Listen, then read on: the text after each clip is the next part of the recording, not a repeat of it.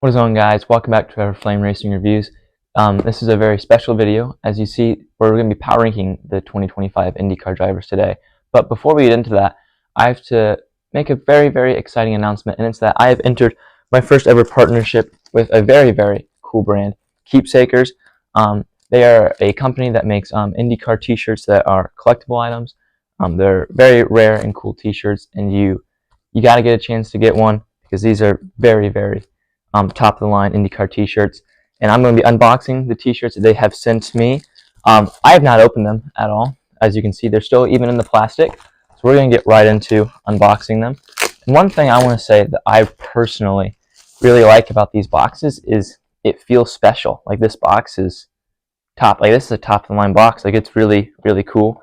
It makes the shirt feel, you buy a special shirt and you get a really, really special box. This is packaged very, very well. Got some clips onto it. And this is the Indy 500 t-shirt that I got from them. This is like packaged very, very well. There's the front of it. It's got the Indy 500 and the city in the bottom. And on the back here, it's got the logo and the pagoda. Sweet! That is a sick t-shirt. And then they've sent me two more, and I'm going to unbox them for you guys as well.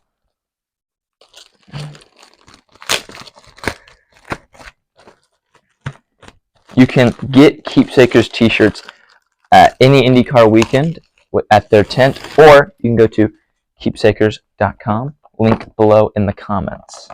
I mean, not the comments, the description of the video. This one is one of my personal favorites from their store. Let me put that right up here. This is the one with all the drivers on it that I really, really like.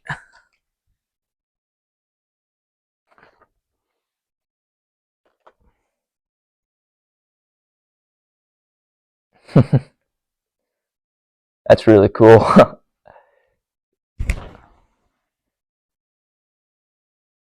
That one's really cool. That's a really special t-shirt. I really like this one. That's really cool. That is really, really cool. Then for our final one we got here, as you can see, seriously, have not opened these. This is my first time seeing them. Once again, I cannot get over the packaging on these. Are really nice. This one would probably be my favorite one. This one is the one I was most looking forward to opening. I'm very excited to see what this one looks like in person.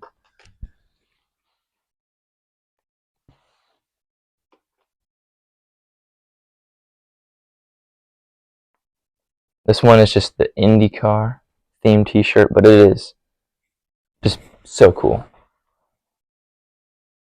It's got IndyCar basically on the back, but on the front, it's got Indianapolis Motor Speedway. So those are the three shirts that I have received from Keepsakers. You can go on to their website or go to any IndyCar race, and they have a bunch of shirts there. Definitely check them out. They're very good. And with that being said, I'll see you at the desk for the 2025 IndyCar Driver Power Ranking videos. So, with that being said, I just want to say once again, thank you to everyone at Keepsakers. And as you can see, I have a new background with my videos. I thought it needed to be a little more professional, so got this cool thing from St. Pete, Keepsakers box, and all my cool IndyCar memorabilia on that dresser.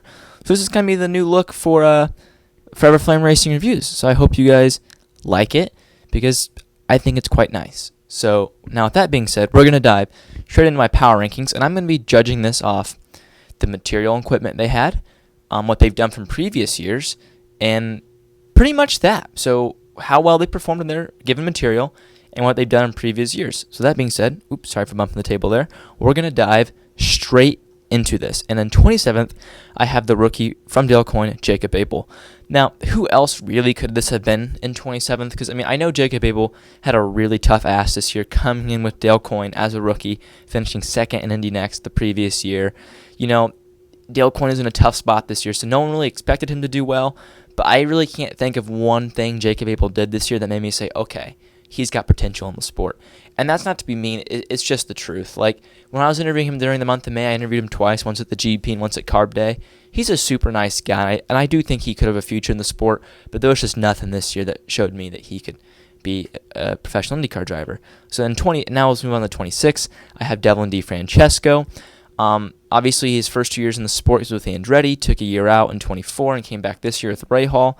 And he was kind of just like Jacob. He didn't really show me too much. It was just the same old Devlin that we saw at Andretti. His best race was probably the Indy 500, although he didn't get out of the way for the leaders there at the end, which was pretty frustrating. But yeah, he just didn't really show us anything. But, he did do better than Jacob Abel, in my opinion, which is why I put him ahead of him. And in 25th, I have Stingray Robb. Now, Stingray Robb's highlight will be finishing 9th at Long Beach, and that was a cracking drive, if I'm being honest. It was off strategy, but he still had to drive those laps and put that car in that condition to be able to do that strategy. But other than Long Beach, I can't think of anything that Stingray did. But off that Long Beach performance, it does put him ahead of Jacob Abel and Devlin DeFrancesco. In 24th, I have Nolan Siegel. So he didn't really do anything this year, and he's in a McLaren car. McLaren's the second best team, and he finished miles off his teammates Pato Ward and Christian Lundgaard in the championship, and he really wasn't too competitive at any weekend. His best moment that I can think of is probably Long Beach getting into the Fast 12. That was a solid result in qualifying, but other than that, I can't think of too much. But there was moments where he was fast for like 10 laps during a race, but there was never anything that was like, oh, he can put a race together. But there was more moments of brilliance than Stingray and Devlin and Jacob had, which is why he's ahead of them. But of course, if he wants to stay at McLaren long term, Nolan Siegel's going to have to step up for the future, and he knows that. 23rd, I went with Marcus Ericsson. He's an Andretti car. He's an Indy 500 winner. Everyone expects Marcus Ericsson to be a championship contender, and he just wasn't this year. He really struggled. His best race was the Indy 500 that he ultimately got disqualified for. So he didn't really have a good race that I can actually think of. I don't know. He was not good this year. And let's face it, Marcus Ericsson is probably coming into his last year at Andretti before he moves on to somewhere else. But it was just disappointing to see a guy who's won an Indy 500, runner-up in 2023, and should have been runner-up in 2025, struggle so much. It was just a disappointing year from Marcus Ericsson. And by the way, this Keepsakers shirt is looking good on camera, and it feels good. Like, this material, insane. 22nd, I have Louis Foster. Louis Foster was a rookie for Ray Hall Letterman Lanigan this year. He took a pole this year, but other than that pole position, he always kind of faded in the races. Like, he would always qualify well, fade in the races. I feel like that was him every weekend. I feel like he would always qualify up in the top 15, and most of the time I feel like he finished outside of the top 15. So it's disappointing to see a rookie fade the way he did, but if he works on race pace, Louis Foster for sure has a future in the sport. He's in a good situation with Ray Hall Letterman Lanigan Racing. I think they like him, so I think he's got at least 2 or 3 more years that he can just learn with them. So he's in a good spot. I would just like to see him be more competitive in the races as we go forward. In 21st, I'm going with his teammate Graham Rahal. Obviously, Graham Rahal used to be a competitor every weekend in the IndyCar, but these past couple years, we've really seen Graham Rahal take a dip in performance, which has really been disappointing. His Indy 500 and oval qualifying in general is horrendous. He had a really good drive from like 22nd to 4th at Portland. That drive was awesome. But besides that Portland race, I can't think of too much Graham Rahal did. 20th, I have Robert Schwartzman. Obviously, the Indy 500 pole really carries Robert Schwartzman, or you might have him around that 23rd, 24th range, because Robert Schwartzman honestly didn't do too much besides get the pole position at the Indy 500. But he got the most important pole out of any racing championship in the world, the Indy 500 pole. It's the most recognized and pressed around the world.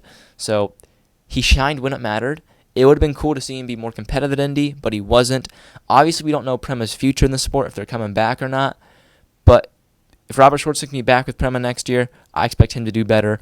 And I think Robert Schwartzman could be winning races in IndyCar one day for sure. He's definitely the rookie I see the most potential in, 100%. And 19th, I have Alexander Rossi. I was pretty disappointed with Alexander Rossi. His first 2 rounds this year were pretty good, and then he fell off. And then towards the end, around that Milwaukee-Portland range, he started doing pretty good. He's put in good performances. I believe he had 2 P4s at Portland and Milwaukee. I know he did at Milwaukee. I'm forgetting where Portland was P5. So he had a P5 and P4 to end the year with a sleeper in Nashville. So he had good highlights, but he didn't have the consistency that we expect out of Alexander Rossi. Who knows what the Indy 500 would have been? He's put himself in a good spot to contend for the win, but obviously we know what happened. His car exploded in the pit lane, which was disappointing and scary, and glad everyone was okay. But I expect bigger things out of Alexander Rossi in year 2 with Ed Carpenter Racing. In 18th, we have Santino Ferrucci. In 2024, he finished 9th in the championship, and this year he fell way back. He still had 2 podiums on the year, but really after that podium at Road America, he really just fell off the rails, and that was disappointing to see. He didn't really have a result after that, even on the ovals, which was weird. So 2026, I think, is pretty much a make-or-break year for Santino Ferrucci, and I think he needs to perform. Yeah, Santino has to bring it in 26. There's no doubt about it. And I hope he can bring back that 2024 form. And that 2024 form, we still saw it peaks in 2025, just not to the extent in 2024. So that fall off does move Santino Ferrucci down to 18th. He probably wasn't the 18th best driver. He was probably like the 12th or 13th. But for what we expect for Santino Ferrucci and Alexander Rossi, they have to move down the list. And that's why I have them so low. Even though they probably weren't that low, what we expect out of them isn't what we delivered, so they have to be moved low. In 17th, I have Connor Daly, and this is completely off his oval performance. Obviously, Connor Daly's oval performance is the main reason why he's so high on this list. Connor Daly needs to step it up on the road and street circuits if he's going to be an IndyCar driver, because his oval performances, he's a top 5 oval driver on the grid, and that's just how it is. But he's a bottom 5 road, course, and street circuit driver, and he's got a, if he can just get to 15th best on the road and street circuits, I think he's a comfortable guy in the IndyCar grid. But he's got to improve on those road and street circuits, and that's why he's so low. Those old performance really carried him on my list. In 16th, I have Prima driver Kyle Milot. Obviously, Kyle's season got off to a really rough start, but then he got on a run at the end of the season where he was putting in like P6s, P7s, P8s. Every race, he was knocking on the top 5s, never quite got there, but Kyle Milot showed a lot with Prima. I think he showed us that Prima can be competitive on the IndyCar grid and have a place to stay. I mean, a place. Like, they're going to have a place on the grid if they can just not go bankrupt and they can keep getting results. Colin showed us that Prima can be competitive on the IndyCar grid. Now let's move in to the top 15. And in 15th, I have Joseph Newgarden. And again, Joseph Newgarden led the second most laps this year. He got a win in Nashville. He would have been top 3 in the Indy 500 if it wasn't for that failure. But the reality is, we expect Joseph Newgarden to be a top 5 guy in the points and win 3 to 4 races a year. And that's just not what we got out of Joseph Newgarden this year. It was a miserable season. Had another cheating scandal at the Indy 500. It was just disappointing from Joseph Newgarden, and I'm probably being generous putting him 15th. If I'm being honest, what we expect out of Joseph Newgarden is not what we got whatsoever. It's just disappointing. And in 14th, I have Kiffin Simpson. Kiffin Simpson, from his sophomore year to his rookie year, improved so much. There was times where Kiffin Simpson was legit in the top 5 and top 10. His highlight of the year is that podium in Toronto. I mean, Kiff Dog impressed me so much. I wish he would have gotten that podium at Nashville. That would have been so cool to see. But it just wasn't meant to be. But Kiff Dog improved so much. There was times in a race you're like, whoa, how did he get up there? I mean, it was just a nice 8th place finish. Obviously, his performance did dip there for like 2 or 3 races around the Laguna range, but who cares? Kiffin was so much improved this year, and I did not expect him out of him, which is why he gets a 14th on my list. And I need to say that this is all my personal opinion. This is not IndyCar's rankings. This is my rankings, so my personal opinion. In 13th, I have Scott McLaughlin, the only Penske driver not to win a race this year. But in my opinion, he was better than Joseph Newgarden, and I think he showed more potential in that car than Joseph Newgarden. Obviously, his low point was crashing out of the Indy 500 on the pace lap. You can't do that if you're a Penske car. And I think Scott McLaughlin is under pressure for his seat long term. So I do think his performance needs to be stepped up. And I'll be very interested to see what Scott McLaughlin does in 2026, because I think Penske's going to really rebound, but we'll just have to see. 12th place, Christian Rasmussen, the first-time IndyCar race winner this year, the only first-time winner this year. And that drive he put on Milwaukee was insane. He was all over that racetrack the whole day. Looked like he was going to crash at so many points. He never did, though, and he got the win. And on ovals, he's like Conor Daly. He's a top 5 oval driver, and that's just how it is. His road and street circuits do need to improve, but his oval driving is insane, and it even won him a race. I'm willing to say he's better on the ovals than Daly on the short ovals, but at super speedways, I'd still give it to Daly. Obviously, he had that moment with Conor Daly at Portland, but we don't need to get into that. That was the low point for Rasmussen's season. And 11th place, just outside the top 10, is the Penske driver Will Power. So I have no Penske drivers in the top 10, and I think that's completely fair. We expect Penske to be dominant in this great team. They won 2 races this year, and Will Power won a race off strategy at Portland, but definitely the most consistent Penske driver and the best Penske driver. And he's no longer at Penske anymore, as he will be going to Andretti next year to place Colton Herta, who's going off into Formula 1. But he did great last year at Penske. And now moving on into the top 10. And 10th, speaking of Colton Herta, that's where I've put Colton Herta, is 10th. Was never really a contender for a race win this year. His low point got to be his Indy 500 qualifying crash. But Colton Herta really impressed me this year off his consistency. And that's where Herta's strength was his consistency. He'd always finish like 7th, 8th, 9th, and that got him a solid spot in the championship, finishing 7th. So just solid all around for Colton Herta. And 9th place, I've Dave Malukas. This guy would be higher if things went his way. He should have won 2 or 3 races this year, if we're being honest, or 2 or 3 poles. Should have gotten a lot more, but he didn't. But he finds himself in Penske for 2026. I would say the highlight has to be finishing 2nd at the Indy 500. Overall, Dave Malukas, super impressive with AJ Foyt. It was a one-off season, so he joined the team this year and just flat out performed, and I was super impressed by Dave Malukas. And 8th, I have Rinus VeeKay. Obviously, no one expected Dale Coyne to be that competitive, but Rinus VeeKay made that Dale Coyne car that competitive, and it was super great to see Dale Coyne being competitive again, and I was all for it. In 7th place, I have Scott Dixon, and I know he finished 3rd in the championship, but we expect more out of Scott Dixon, quite frankly. When we think of Scott Dixon, we think of fighting for the championship. And he finished 3rd, but he wasn't even remotely close to the championship. Heck, heading into the final race, no matter if he won, he could not have finished 2nd in the championship.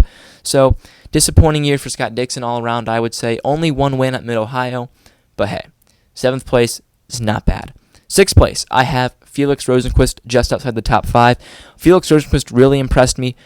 Probably pretty unfortunate not to win a race this year, but overall, Felix just brought the speed. He qualified and he stayed there. It wasn't like 2024 where he'd qualify up front and fade. I think 2026 is the year where he's going to win a race for Meyer-Shank. That win has to be coming for sure. And now we're moving on to the top 5. And in 5th, I've gone with Marcus Armstrong. This might be a push, but I was so impressed with Marcus Armstrong.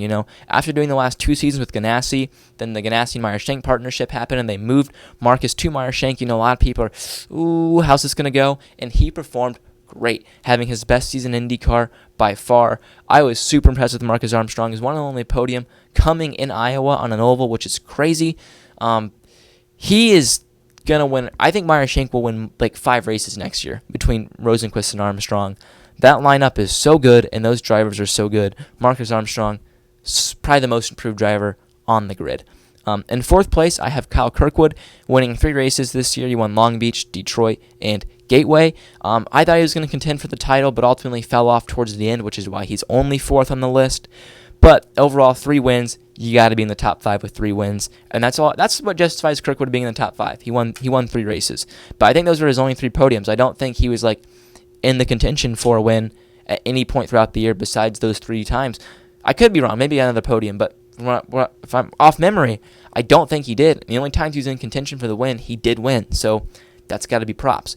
3rd place, I've gone with Christian Lundgaard. Now, I know Christian Lundgaard did not win a race, but his consistency of being up on the podium was so impressive and justifies a top 3 spot, in my opinion. In 2nd place, obviously Pato O'Ward, won 2 races, finished 2nd in the championship. Really the only guy that had anything for Palou all year, although he finished like 197 points off Palou, which is still insane. And obviously 1st place, Alex Palou. 8 wins this year, most dominant season literally ever. I can't think of a race where he wasn't competitive. His low point's got to be Toronto, where they messed up on strategy and they finished like 13th. Boo-hoo, that was the only bad race. So with that being said, that is my IndyCar driver power rankings, 27th to 1st. I hope you guys enjoyed. Super happy about Keepsakers coming on board with this channel. And with that being said, stay tuned for upcoming videos. Keep your eye out for Keepsakers. With that being said, see ya.